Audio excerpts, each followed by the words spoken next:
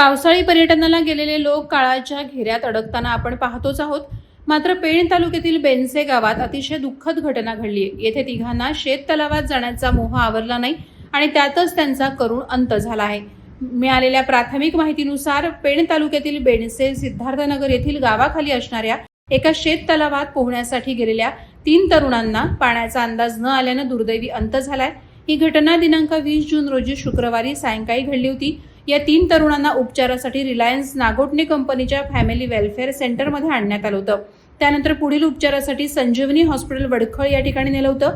मात्र या तरुणांनी शेवटपर्यंत उपचाराला प्रतिसाद दिला नसल्यानं तेथील डॉक्टरांनी तिघेही दगावल्याचं रात्री उशिरा घोषित केलं.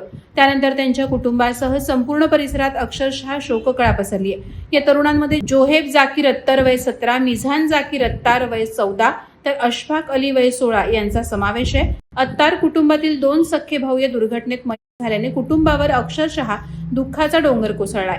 तर अली कुटुंबातील एकुलता एक तरुण या घटनेत मयत झाल्याने कुटुंब दुःखाच्या खाईत लोटलं गेलंय. बेनसे विभागात इतकी मोठी दुर्दैवी घटना घडल्याने सर्वत्र शोक आणि हळहळ व्यक्त होतीये. या घटनेनंतर बेनसे मोहल्ला येथे नातेवाईक, कुटुंब आणि ग्रामस्थांनी मोठी गर्दी केली होती. या विशाल दुःखातून सावरण्याचं या कुटुंबाला बळ मिळावं अशी प्रार्थना सर्व स्तरातून केली जाते. वादळवारा लाईव्हसाठी धम्मशील सावंत, सुधागड. नवी मुंबई व रायगड जिल्ह्यातील ताज्या बातम्या आणि घडामोडींसाठी सबस्क्राईब करा वादळवारा लाईव्ह चॅनल आणि दाबा बेल आयकॉन.